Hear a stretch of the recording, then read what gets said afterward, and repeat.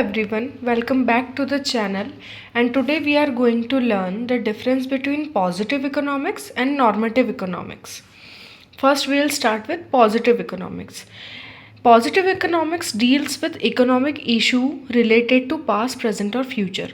Positive economics में क्या होता है, हम ऐसे इकोनॉमिक प्रॉब्लम या ऐसे इकोनॉमिक इशू से डील करते हैं जो या तो पास्ट में थे या तो प्रेजेंट में हैं या फ्यूचर में होंगे.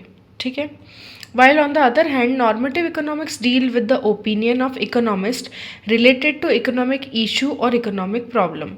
Normative economics में हम opinions की बात करते हैं कि economist का opinion क्या है किसी particular economic problem पे या किसी particular economic issue पे.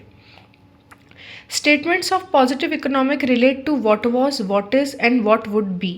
पॉजिटिव इकोनॉमिक्स के जितने भी स्टेटमेंट होते हैं वो हमें ये बताते हैं व्हाट वाज यानी क्या था, व्हाट इज़ अभी क्या है एंड व्हाट वुड बी आगे क्या होगा.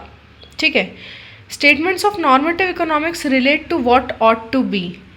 नॉर्मेटिव इकोनॉमिक्स के स्टेटमेंट्स हमें ये बताते हैं कि क्या होना चाहिए, एक आइडियल सिचुएशन क्या होनी चाहिए. ठीक है.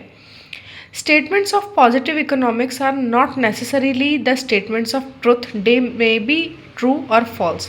पॉजिटिव इकोनॉमिक्स के जो स्टेटमेंट होते हैं ज़रूरी नहीं है कि वो ट्रू ही हों, वो ट्रू भी हो सकते हैं, फॉल्स भी हो सकते हैं. ठीक है. Normative economics statements can not be termed as true और फॉल्स.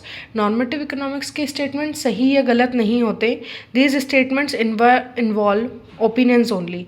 इन स्टेटमेंट्स में सिर्फ ओपिनियन इन्वॉल्व होता है और ओपिनियन हर व्यक्ति का अलग अलग हो सकता है, इसीलिए ये ट्रू या फॉल्स नहीं होते. इसका एग्जाम्पल है समबडी से population of India is more than the population of China. It is definitely a positive statement because it is wrong.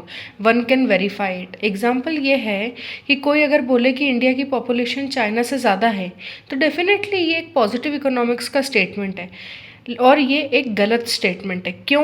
क्योंकि कोई भी गूगल पे जाके चेक कर सकता है इंडिया की पॉपुलेशन क्या है, चाइना की क्या है और कंपेयर कर सकता है, वेरीफाई कर सकता है कि वास्तव में चाइना की पॉपुलेशन ही ज़्यादा है. ठीक है. While on the other hand somebody say that old age pension should be stopped, it is just an opinion.